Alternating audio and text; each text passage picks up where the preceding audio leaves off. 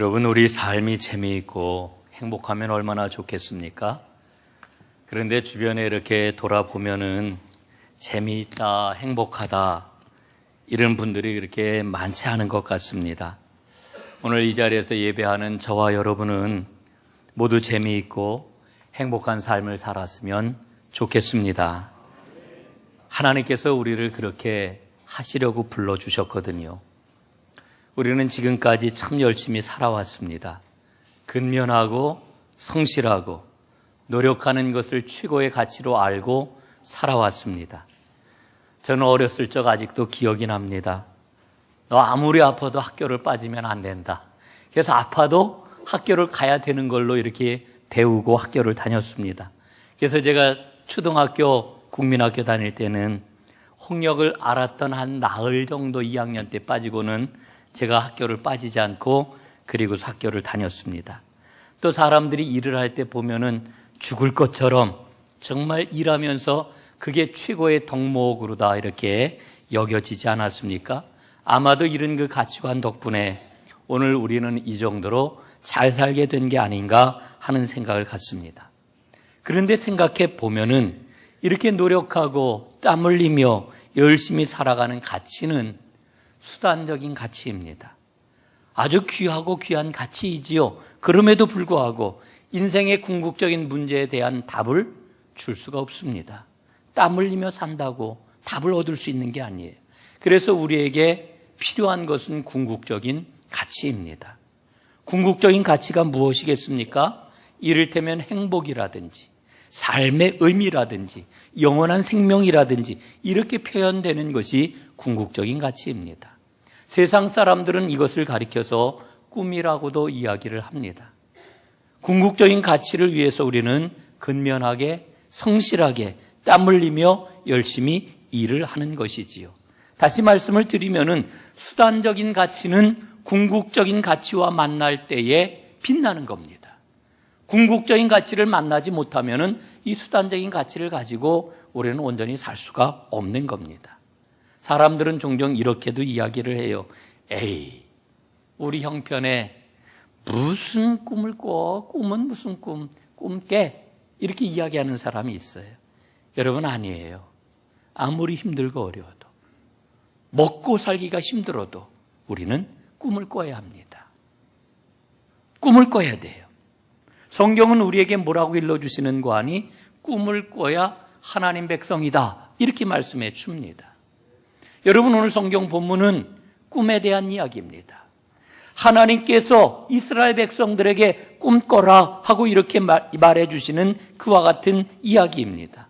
오늘 저는 이 꿈에 대한 이야기를 하면서 성경은 거대한 이야기, 드라마라고 하는데 강조점을 두고 은혜를 좀 나누려고 합니다. 성경은 정말 큰 이야기입니다.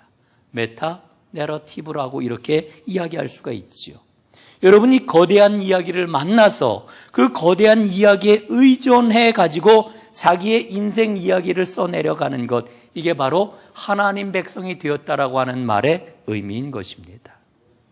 여러분, 오늘 하나님께서는 이스라엘에게 너희는 회복될 것이다, 그러니 꿈을 가져라 이렇게 말씀을 하십니다. 제2 이사야를 통해 가지고 이와 같은 선포를 해주고 있습니다. 여러분, 이사야는 하나님의 말씀을 받았지요. 나라가 망한 백성입니다. 포로로 끌려온 백성입니다. 그래서 지치고 상한 심령을 가지고 있습니다. 절망에 빠져서 앞날을 소망하지 못하고 주저앉아 있는 그런 그 백성입니다. 그런데 하나님께서는 이들에게 꿈을 가져라 이렇게 지금 선포하고 말씀을 전해주고 있습니다. 왜냐하면은 하나님의 꿈을 꾸는 백성만이 장차 조국으로 돌아갈 수 있기 때문에 그런 거지요. 그런데 여러분 어떻습니까? 사람들은 이 하나님의 꿈을 받으면서 꿈을 믿지를 않습니다. 우리는 여전히 포로 생활을 하고 있는데 우리를 사로잡고 있는 바벨론은 그 제국은 이렇게 힘이 강대한데 아니 바벨론이 무너진다고? 아니 바벨론이 무너지기는 어림없는 이야기. 그러면서 하나님의 꿈을 믿지 않았고 하나님의 꿈을 받아들이지 않았습니다. 그러니까 하나님의 말씀이 얼마나 뜬금없어 보였겠습니까? 오늘 18절 19절에서 하나님은 이렇게 말씀하고 있지 않습니까? 너희는 이전 일을 기억하지 말며 옛날 일을 생각하지 말라. 보라, 내가 새 일을 행하리니 이제 나타낼 것이라. 여러분, 그 이전에 이스라엘 백성들이 당하였던 그 아픔과 그 눈물을 다시는 생각하지도 말고 기억하지도 말라고 하시는 겁니다. 하나님께서는 이제 앞으로 고레스 왕을 세워가지고 바벨론을 정복하시고 이스라엘을 해방하시겠다고 말씀을 하시는 겁니다. 위대한 제2의 출애굽 사건이 일어날 거라고 하는 것이지요. 여러분, 오늘 하나님께서는 반드시 내가 광야의 길을 사막의 강을 낼 것이라고 이렇게 말씀하고 있습니다. 여러분, 바벨론이라고 하는 곳에서 이스라엘 예루살렘까지 가는 직선거리, 제일 빠른 길이 어디냐 하면은 광야로 가는 것입니다. 여러분, 그러나 광야는 사람이 갈 수 있는 길이 아닙니다. 그런데 하나님께서 지금 광야에다가 길을 내시겠다는 겁니다.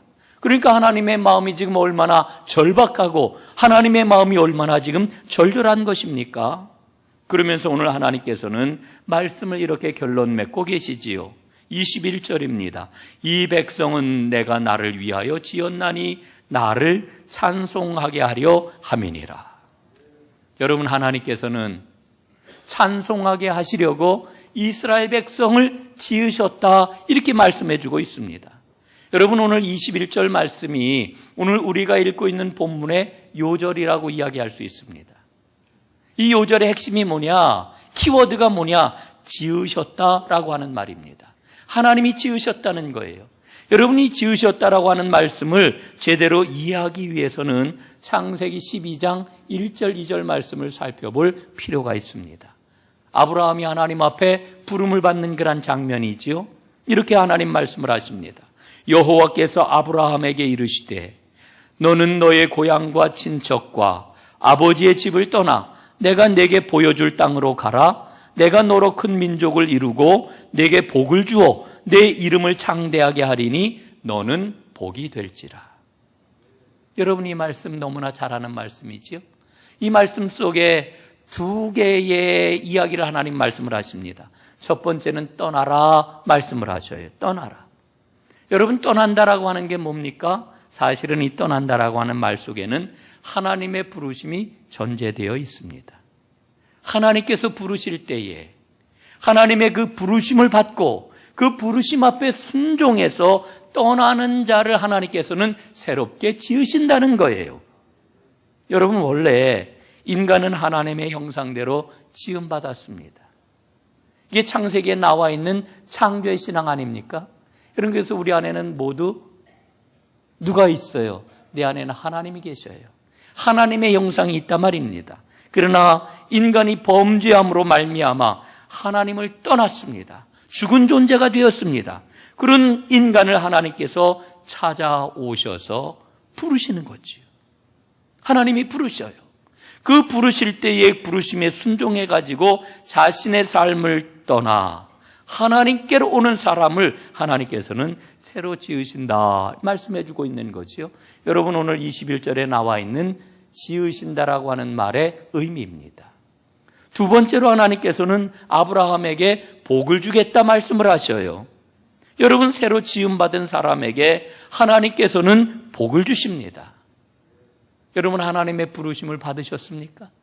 그 부르심에 순종해가지고 내가 하나님의 사람입니다, 예수를 믿고 이렇게 여러분 우리가 고백하지 않습니까? 이 고백이 우리에게 분명히 있지요.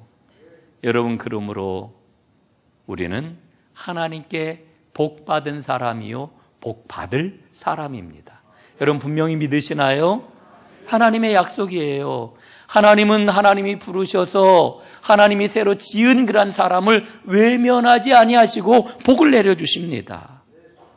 그런데 우리는 하나님의 복을 굉장히 좁게 생각하는 경향이 있어요. 어떻게 생각하냐? 하나님께서 우리에게 주시는 복은 울타리다, 이렇게 생각하는 사람이 많아요. 하나님이 우리에게 복을 주시는 것은 우리에게 펜스를 쳐주시는 것이다, 이렇게 생각을 하는 거지요. 그래서 우리 가정과 우리 살림과 그리고 우리 사업의 번영을 위해 하나님께서는 울타리를 쳐주신다. 이게 정말 이 땅에서 우리가 받아야 할 큰 복이다. 이렇게 생각하고 여기에 머물러 있는 사람들이 많단 말입니다. 저는 이걸 펜스 신앙이라고 생각을 해요. 펜스 신앙. 여러분, 그러나 하나님께서 우리에게 복을 주시는 것은 단순하게 우리의 삶을 부요하게 하시고 풍성하게 해주신 데서 멈추는 펜스 신앙이 아닙니다. 하나님이 우리에게 복을 주시는 이유가 어디 있어요? 오늘 21절 말씀해 보니까 찬송하게 하시려고. 찬송하게 하시려고. 이 말의 의미는 하나님의 구원의 이야기를 계속해서 이어갈 수 있도록 우리에게 복을 주신다라고 하는 거지요. 여러분, 새로 지음받은 사람은 하나님 앞에 틀림없이 복을 받는 사람이요. 복을 받는 사람은 하나님께 찬송하게 되어 있습니다. 여러분 삶 가운데 찬송이 끊이지 않기를 주님의 이름으로 축복합니다. 오늘 21절 말씀을 보면은 다시 한번 보면 이 백성은 내가 나를 위하여 지었나니 나를 찬송하게 하려 함이니라 이렇게 말씀하고 있는데 여러분 사실은 이 말씀을 우리가 마음속에 깊이 새기고 한 번 더 생각하고 더 한 번 묵상을 해보면은 사실은 하나님이 이 말씀을 통해서 우리에게 묻고 계셔요. 너는 너 자신이 누구인지 아느냐 이렇게 묻고 계시는 거예요. 여러분 내가 누구인지 아는 사람만이 찬송할 수 있거든요. 여러분 나는 누굽니까? 나는 누구예요? 나는 이광서. 그렇지요? 예? 여러분 내가 누구냐 그러면은 우리는 내가 누구냐라고 하는 대답을 어떤 지위나 외부적인 어떤 그러한 내가 갖고 있는 타이틀을 가지고 나를 이야기를 해요. 그러나 여러분 내가 누구냐라고 물으면은 우리는 우리의 이야기를 떠올릴 수밖에 없습니다. 우리는 이야기에 의존해서 살아가는 사람들입니다. 여러분 안에는 엄청나게 수많은 이야기가 있습니다. 지금까지 겪어온 경험들이 있습니다. 그 이야기 속에 내가 있는 거지요. 여러분 또한 내 이야기 속에는 얼마나 많은 사람들이 있습니까? 나는 누군가의 아버지이고 나는 누군가의 아들입니다. 나는 또한 누군가의 남편이고 또한 나는 누군가의 친구입니다. 여러분 나는 누군가의 사랑받는 귀한 존재이고 여러분 누군가에게 희망을 주는 그런 그 존재이기도 합니다.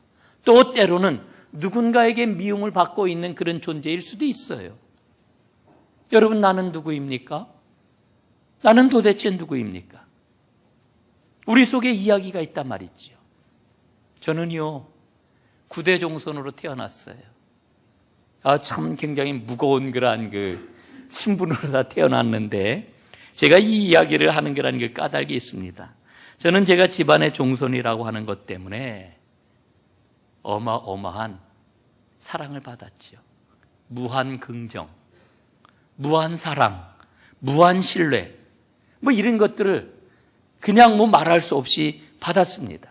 근데 저희 아버님은 8대 종손이셨는데 이게 아주 굉장히 싫으셨던 것 같아요. 제 기억엔 그렇습니다. 어려서부터 그래서 저희 아버님은 어떻게 해서든지 고향을 떠나가지고 밖으로 나가기를 원하셨어요. 이것저것 많이 도모를 하셨는데 마침내 아버지가 제가 국민학교 3학년 때 수원으로 이사를 하셨습니다. 그 이전에 사업을 시작을 하셨고 그 사업을 한다고 이제 왔다 갔다 하시다가 도저히 안 되니까 수원으로 이사를 나오게 되었던 거지요. 수원으로 이사를 나와 보니까요 너무너무 좋은 겁니다. 예? 그 촌에서 살던 촌놈이 이제 수원으로 다 온 것 아니겠어요? 수원이 당시에는 아주 큰 도시가 아니라 자그마한 그런 그 도시였는데 저는 정말 그 수원이 너무나 멋있고 좋았어요.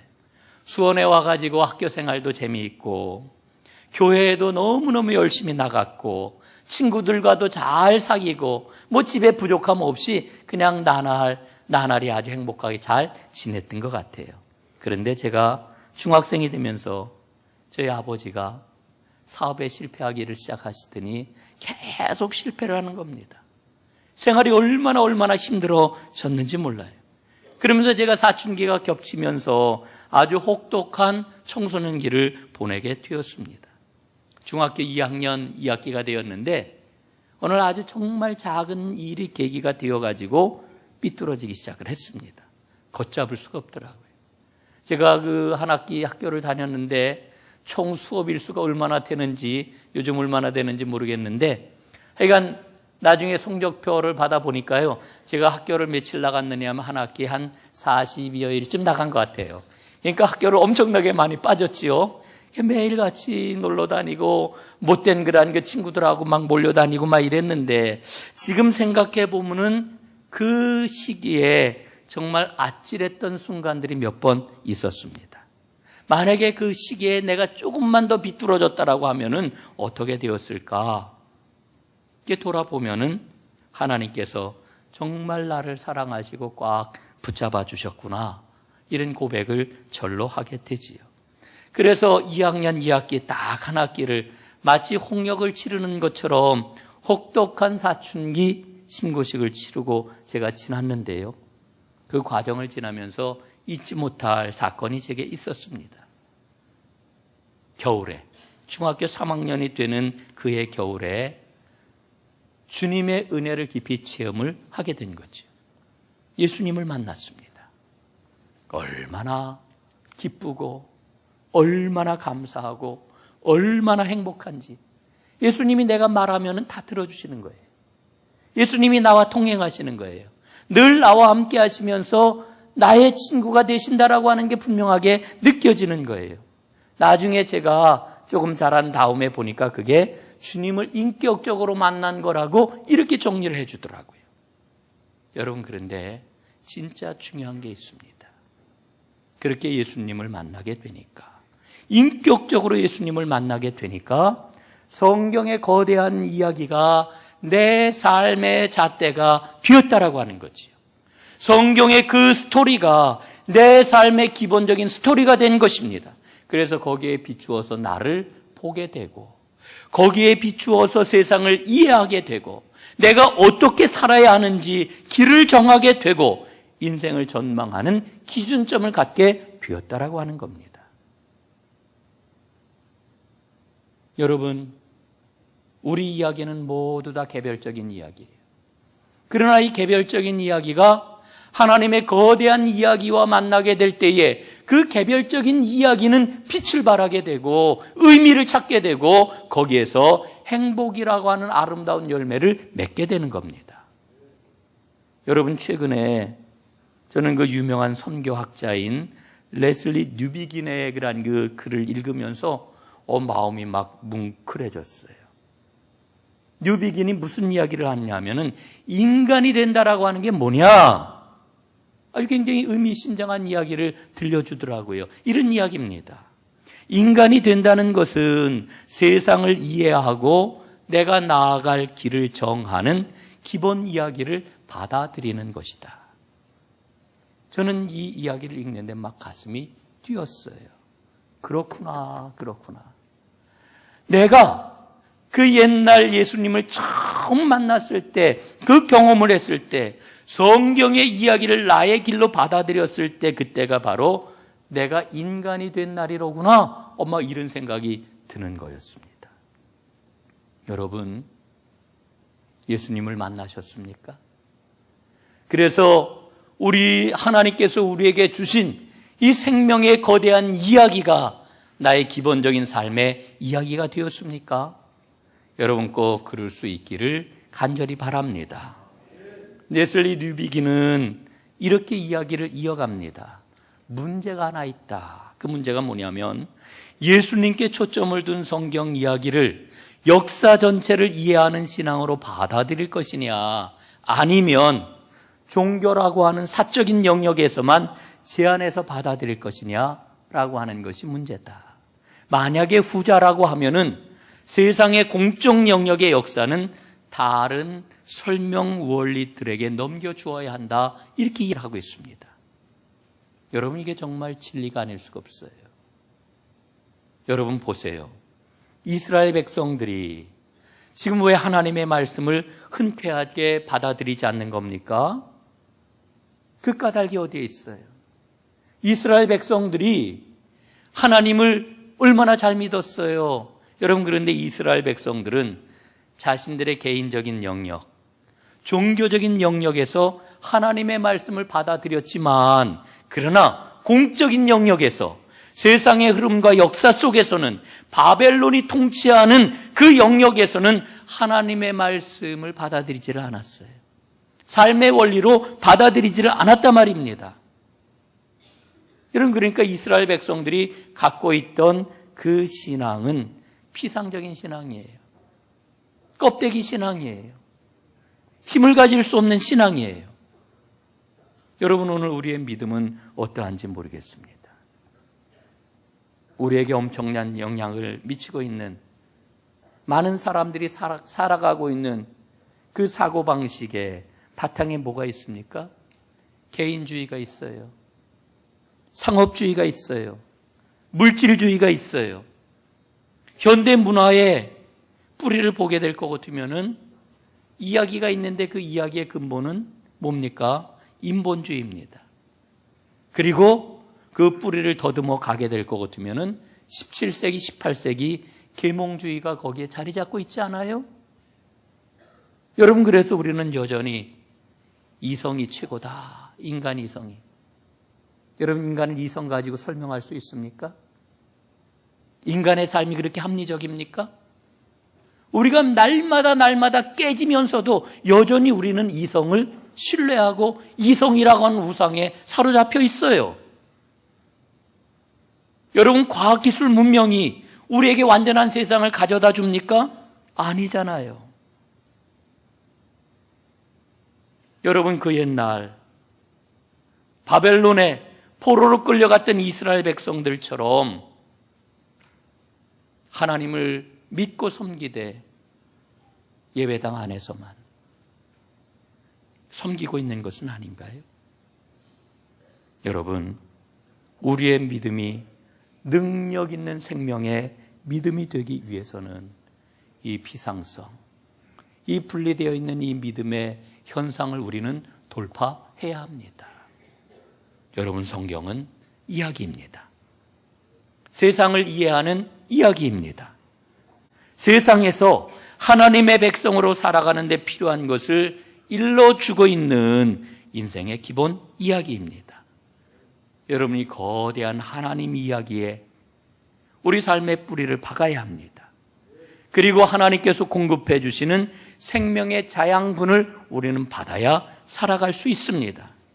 여러분, 이 거대한 성경 이야기, 그 뿌리에 우리 삶이 잇대어져서 하나님께서 약속하신 기쁨, 하나님께서 허락하시는 축복, 그 평안함, 행복, 이 모든 것을 누리면서 하나님을 찬송하며 살아가는 하나님의 모든 사람들 되시기를 주님의 이름으로 축복합니다.